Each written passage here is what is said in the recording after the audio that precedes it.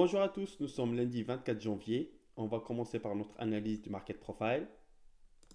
On va commencer par le marché du Bund. Alors, le prix d'ouverture est le 170,29. On voit que notre ouverture s'est faite à l'intérieur de la value area du range du jour précédent. Donc, nous avons un marché qui ouvre en étant en équilibre. On voit que lors de la balance initiale, c'est-à-dire lors de la première heure d'activité du marché, nous avons fait que tourner autour de notre prix d'ouverture. On voit à travers les deux TPO A et B que nous avons effectué plusieurs allers-retours en traversant à chaque fois notre prix d'ouverture à 170,29. Et donc, les informations qu'on peut extraire jusqu'à maintenant, ce sont donc un prix d'ouverture en équilibre à l'intérieur de la value area du jour précédent et une balance initiale qui nous confirme cet équilibre en tournant autour de son prix d'ouverture et en aucun moment nous avons quitté le range de la veille. Troisième information que nous allons extraire, ça va être quelle est la tendance de fond. On voit que lors des dernières séances de trading pour le Bund, nous avons été assez haussiers. Maintenant, on va s'intéresser plutôt au marché de l'Eurostoxx. Quelle est la tendance de fond? On voit que lors des dernières séances de trading, nous avons été assez baissiers. On le voit sur le profil de vendredi dernier. Par contre, notre prix d'ouverture aujourd'hui est situé sur le niveau de prix 41,93. Donc, c'est une ouverture qui s'effectue dans le range du jour précédent. Et donc, c'est une ouverture qui se fait en équilibre. On part de ce principe-là en tout cas. Lors de la première heure de travail du marché, avec les deux TPO A et B, on constate qu'ils se chevauchent complètement. Que dès l'ouverture, le marché part à la baisse, donc suit sa tendance de fond qui est assez baissière ces derniers jours. Mais par contre, nous avons d'un côté des vendeurs et de l'autre côté des acheteurs qui sont présents. Et donc le marché, pour l'instant, range. Donc, la balance initiale, si nous avons une information à extraire, ça va être qu'elle confirme pour le moment un certain équilibre entre les acheteurs et les vendeurs. Là encore, nous avons un marché qui est équilibré, donc on va privilégier du trading contrarien, donc acheter le bas du carnet, vendre le haut. Mais par contre, nous avons une tendance de fond assez baissière, si on voit le profil de vendredi dernier. Donc, personnellement, si le marché monte en haut de son carnet, ça va m'intéresser de vendre. Comme ça, je suis en phase avec la tendance de fond. Mais par contre, si jamais j'ai une belle réaction en bas du carnet, je vais beaucoup hésiter à l'acheter, vu que le marché reste quand même assez baissier. Et donc, je m'expose à de grands risques en achetant le bas de mon carnet. Donc voilà toutes les informations que nous avons pu extraire du market profile. Maintenant, qu'est-ce qu'on remarque? On remarque deux choses intéressantes. La première, c'est que nous avons une corrélation simple entre le Bund et l'Eurostoxx. Les deux travaillent leur plus haut. On voit que l'Eurostoxx a commencé par partir à la baisse, puis ranger. Donc nous avons extrait lors de la balance initiale qu'on était dans un marché plutôt en équilibre. Et maintenant, le marché part à la hausse en dépassant le plus haut de la veille. De la nuit, pardon. Je rappelle que la tendance de fond pour l'Eurostoxx est plutôt baissière. Le marché maintenant travaille ses plus hauts. Personnellement, ça va m'intéresser à le vendre, à shorter les plus hauts, en tradant contrariant, si jamais je vois une forte réaction de la part des vendeurs. Pour l'instant, je n'assiste pas à une forte présence des vendeurs sur l'Eurostoxx. J'attends de voir à quel moment ils vont intervenir, mais pour l'instant, je ne les vois pas. Donc, tout simplement, je n'interviens pas. Si nous allons voir maintenant le Bund, je rappelle qu'on a ouvert en équilibre, que la balance initiale confirme cet équilibre. Par contre, la tendance de fond est plutôt haussière sur le Bund. Donc le Bund maintenant travaille ses plus hauts. On peut être tenté de shorter les plus hauts pour revenir un peu sur le POC du jour à 170,30. Par contre, je vais hésiter à le faire. Premièrement, je veux assister à une forte réaction de la part des vendeurs sur le haut du carnet. Deuxième point, je vais hésiter un petit peu à le faire parce qu'on est quand même dans une tendance de fond assez haussière. Les derniers jours sur le bond ont été assez haussiers. Maintenant, deux choses intéressantes qui viennent de se passer. Premièrement, au niveau de l'Eurostoxx. Je vous rappelle que ce que je voulais faire, c'est d'intervenir à un moment donné en haut de mon carnet d'ordre pour shorter. Pourquoi? Parce que là, le marché travaille les mêmes niveaux que la veille. Nous avons une tendance forte à la baisse, mais pour l'instant, le marché ne part pas à la baisse, remonte en haut. Et donc, plus il remonte, plus ça m'intéresse de le vendre. Et donc, il me faut des points clés sur lesquels je vais observer mon carnet d'ordre et m'attendre à une forte réaction de la part des vendeurs. Donc, là, le marché sur le niveau 42,15, c'est le POC de la veille, le volume POC de la veille. Et on voit que le marché, à peine il a touché le volume POC, et directement il est parti à la baisse. Nous n'avons malheureusement pas intervenu à la vente, tout simplement parce que je n'ai pas assisté à une forte réaction de la part des vendeurs sur ce haut de carnet-là. Donc quand le marché travaillait le 42,15, je n'ai pas vu des ordres énormes vendeurs qui passaient. Je n'ai pas vu de l'absorption du backticking de la part des vendeurs. Je n'ai pas vu quelque chose qui m'aurait donné envie de rentrer avec les vendeurs sur le haut du carnet au niveau de l'Eurostoxx. Donc, je me suis abstenu de le faire et je n'ai pas profité de cette baisse parce que voilà, je manquais de conviction. La chose qui va être intéressante, c'est que nous avons dit que pour l'instant, l'Eurostoxx et le Bund, ils étaient plutôt en corrélation simple. Ils travaillaient ensemble leur plus haut. Et d'un coup, je vois que l'Eurostoxx s'éloigne de ses plus hauts. Donc cela peut emmener également le Bund à partir un petit peu à la baisse et s'éloigner de ses plus hauts à son tour. Seconde chose, je vois une forte réaction, par contre ici, de la part des vendeurs sur le niveau de prix 170,60. On voit que une forte réaction de la part des vendeurs, le volume profile avec 1800 contrats exécutés sur ce niveau de prix-là, de l'absorption, du backticking, de gros ordres vendeurs qui passent sur le tape reading, tout est là pour donner envie de se positionner avec les vendeurs et donc éventuellement aller chercher des niveaux un peu plus bas. Second point, c'est que sur le niveau 170,52, c'est le niveau le plus haut de la veille. Je rappelle que le marché du Bund a ouvert en étant en équilibre à l'intérieur du range du jour précédent. Là, il travaille l'extrémité du profil de la veille, donc c'est un point qui m'intéresse. Donc j'observe qu'est-ce qui va se passer et à ce moment-là, ça se confirme, j'ai une forte réaction de la part des vendeurs, donc ça m'intéresse de placer mes ordres pour aller chercher quelques ticks en bas. Encore mieux de voir l'Eurostoxx qui s'éloigne de ses niveaux les plus hauts et qui part aussi à la baisse vu qu'ils sont tous les deux en corrélation simple ce jour-là. Donc je décide de me positionner à la vente sur le niveau de prix entre le 170,60 et 61.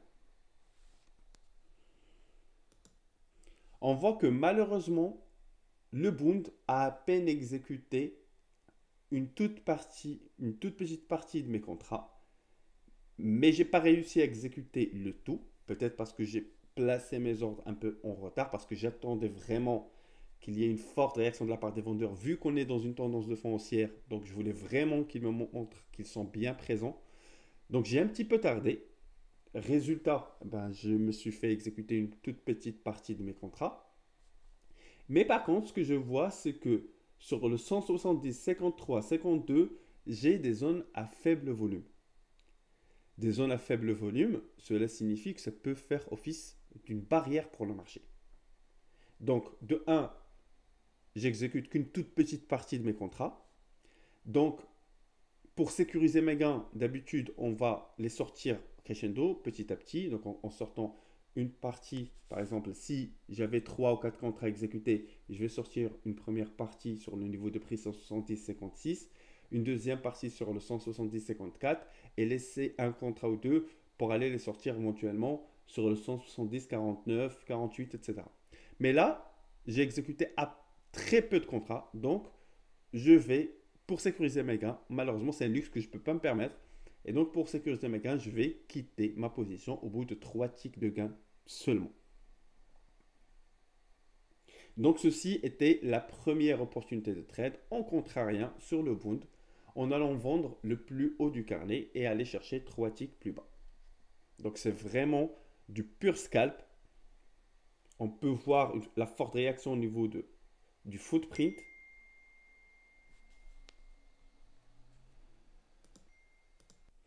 Maintenant, on va voir que le marché va complètement basculer. C'est des journées assez complexes à trader parce qu'on part d'un contexte précis où on est plutôt dans un contexte de range, dans un contexte de marché en équilibre. Et d'un coup, les deux cassent, c'est-à-dire le Bund casse les plus hauts de la veille et nous avons l'Eurostoxx qui à ce moment travaille les plus bas de la veille pour les casser. Donc, et en plus, on était parti sur une corrélation simple entre l'Eurostoxx et le Bund, et là, nous avons une corrélation inverse. Vous voyez que le changement s'est fait de façon assez brutale. Et il ne faut pas rester accroché à ce qu'on a dit au départ en analysant le market profile. Maintenant, le contexte de marché a changé. Et donc, on va changer notre approche. On ne va pas rester rigide. Au contraire, il faut être flexible. C'est le marché qui a le dernier mot. Pour le Bund, nous avons établi qu'on était dans un jour en équilibre. Et donc, il est censé, donc la structure la plus probable ce jour-là, c'est un marché qui retravaille juste les niveaux de la veille. Et d'un coup, on voit que le Bund casse le plus haut de la veille à 170,62 et maintenant part pour aller chercher à travailler des niveaux encore plus hauts. Même chose pour l'Eurostoxx, on part du principe qu'on a ouvert en équilibre. Lors de la balance initiale, on est resté à l'intérieur du range du jour précédent en formant un range, mais la tendance de fond est plutôt baissière sur ce marché-là. Et donc on voit qu'elle reprend le dessus, que les vendeurs reprennent le dessus sur le marché et on part à la baisse. On travaille en ce moment les plus bas et on va probablement les casser pour aller chercher des niveaux encore plus bas. Et maintenant, une corrélation inverse s'installe entre l'Eurostoxx et le Bund. Tout a changé en très peu de temps. Donc effectivement, c'est ce qui se passe. Nous avons le Bund qui casse les plus hauts et qui continue à casser les plus hauts pour aller chercher des niveaux encore plus hauts. Et nous avons le Bund qui casse et on voit entre le 41,75 jusqu'au 41,72, nous avons une zone à faible volume. Cela signifie quoi précisément? Cela signifie que l'Eurostoxx a l'intention tout simplement d'aller chercher des niveaux plus bas. Et en laissant derrière lui une zone à faible volume, cela veut dire qu'il n'a aucune intention de revenir réintégrer son range du jour et sa value area du jour. Donc là, c'est une zone à faible volume. Cela signifie quoi? Cela signifie que le marché ne va pas retravailler, ne va pas revenir à son POC du jour. Au contraire, c'est une barrière pour le marché, ces zones à faible volume. Et donc, le marché a tendance maintenant à aller chercher encore des niveaux plus bas. Donc, on cherche maintenant, au lieu d'aller chercher des trades en contrariant, maintenant, on cherche à nous positionner dans le sens du marché. Vu que le contexte est devenu baissier, on n'est plus dans un contexte de range, avec ces zones à faible volume qui nous confirment l'intention du marché à aller chercher des niveaux encore plus bas. Donc cela veut tout simplement dire pour nous que le contexte a changé, qu'on va chercher à nous positionner maintenant avec les vendeurs. D'accord? Donc on va positionner notre ordre avec les vendeurs sur le niveau de prix 41,71, tout simplement parce qu'on a vu une forte réaction de la part des vendeurs, parce que le marché derrière, on se protège sur des zones à faible volume, et on va tout simplement rentrer une toute petite partie de nos ordres, de nos contrats. Pourquoi cela? Lorsqu'on veut suivre la tendance du marché, donc on prendre un trade de tendance, nous n'allons pas mettre le 100% de nos contrats directement sur le marché. Au contraire, d'abord on attend une zone à faible volume sur laquelle on va se protéger et on va mettre tout simplement un tiers de nos contrats, voire un quart de nos contrats. C'est ce que nous avons fait. On a positionné par exemple un contrat sur le 41,71. Pourquoi? Parce que dans le cas où le marché remonte un petit peu sur les niveaux à faible volume et va jusqu'à nous travailler le 41,78, le 41,81, on peut toujours tenir notre trade parce qu'on a à peine injecté un quart de nos contrats. Et sur ces niveaux de prix-là, si la tendance plutôt est confirmée à la baisse, à ce moment-là, on va voir à quel niveau précisément on va assister à une forte réaction de la part des vendeurs. Un peu plus haut.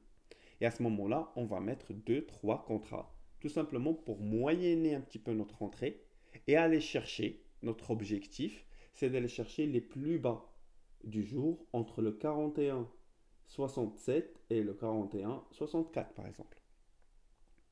Donc là, on injecte à peine un quart. Il y a deux possibilités. La première possibilité, c'est que le marché part directement à la baisse.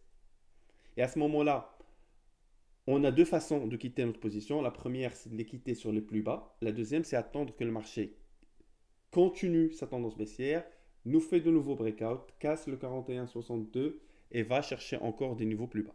Ça, c'est deux façons de faire. Moi, personnellement, je préfère que le marché exécute mon ordre et remonte un petit peu pour que je puisse exécuter le reste de mes contrats un peu plus haut. Si ce n'est pas le cas et que le marché, dès qu'il exécute mon ordre à 41,71, part directement à la baisse, je vais être obligé de sécuriser mes profits en sortant sur le bas du carnet. Je ne vais pas attendre que le marché casse les plus bas pour aller chercher des niveaux encore plus bas et me fait des breakouts. Tout simplement parce que à peine j'ai exécuté un contrat et donc il faut que je sécurise mes gains.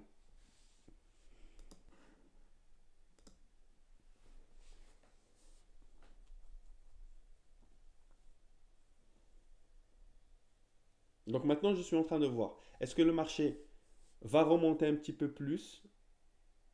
Est-ce qu'il va traverser cette zone à faible volume pour aller réintégrer des zones où il y a un peu plus de volume? Et à ce moment-là, j'attendrai une forte réaction de la part des vendeurs tout en gardant mon trade. C'est ça le but. Le but, c'est en position des ordres.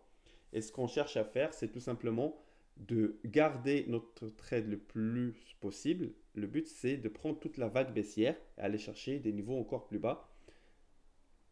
Mais on voit que directement, une fois que le marché a exécuté mon ordre précisément sur le niveau 41,71, il est directement parti à la baisse.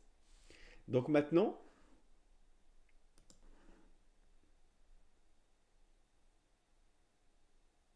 je n'ai pas d'autre choix malheureusement, vu qu'il n'a pas exécuté la totalité de mes ordres. Si je veux sécuriser mes profits, je vais être obligé de prendre mes profits sur le bas du carnet. Je donne un titre d'exemple. Si jamais le marché m'a exécuté là 4 contrats, tout simplement, ce que je vais faire, c'est que je vais sortir 2 contrats, voire 3 sur les niveaux où le marché travaille maintenant et laisser un contrat ou deux dans le cas où le marché me fait un breakout et casse le 41,62. Mais vu que le marché a exécuté à peine une toute petite partie de mes contrats, bah à ce moment-là, je suis obligé de sécuriser mes gains et de prendre mon profit sur la zone la plus probable, donc là où j'ai le plus de probabilité de gains, c'est la zone du plus bas du carnet. Et donc, je vais tout simplement décider de prendre mes profits sur le 41,66.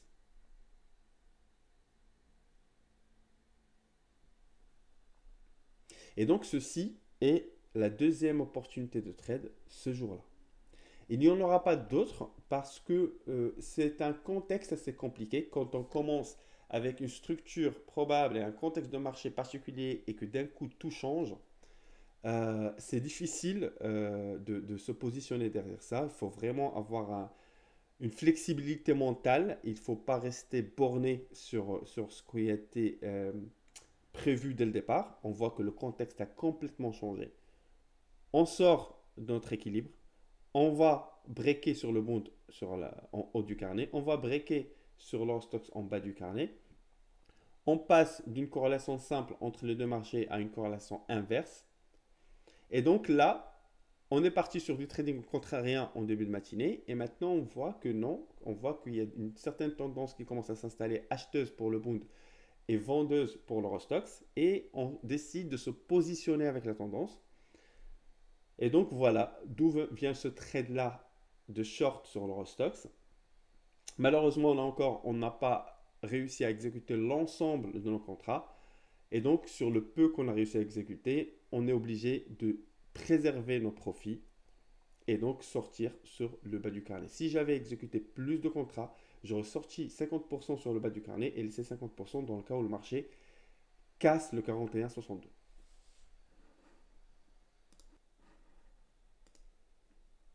Et donc, on peut voir ici qu'on a sorti nos profits et le marché a continué à breaker. Donc nous, on a fait le choix de sécuriser nos profits. Si on avait plus de contrats, on les aurait tout simplement gardés vu qu'il n'y avait pas de doute. Avec les zones à faible volume, le marché avait choisi d'aller chercher des niveaux plus bas. On avait la confirmation, donc c'est un breakout confirmé. La confirmation du marché qu'il avait l'intention d'aller chercher des niveaux encore plus bas ce jour-là. Donc si j'avais réussi à exécuter plus de contrats, j'aurais tout simplement gardé mon trade plus longtemps sur l'Eurostoxx. Donc je vous invite vraiment, pour bien comprendre cette partie-là, à aller revoir le cours du breakout confirmé pour saisir à quel moment il faut rentrer, comment il faut exécuter ses ordres sur le marché. On n'exécute pas tous les ordres, le 100% de nos ordres d'un coup, surtout lorsqu'on se positionne avec la tendance du marché, suite à un breakout confirmé. Sur quoi on se protège, notamment sur des zones à faible volume. Comment est-ce qu'on récupère nos profits? Donc tout ça, c'est très intéressant à revoir sur le cours breakout confirmé.